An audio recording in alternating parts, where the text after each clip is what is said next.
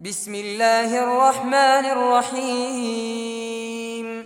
والشمس وضحاها والقمر إذا تلاها والنهار إذا جلاها والليل إذا يغشاها والسماء وما بناها والأرض وما طحاها ونفس وما سواها فألهمها فجورها وتقواها قد أفلح من زكاها وقد خاب من دساها كذبت ثمود بطغواها إذ انبعث أشقاها فقال لهم رسول الله ناقة الله وسقياها فكذبوه فعقروها فدمدم عليهم ربهم بذنبهم فسواها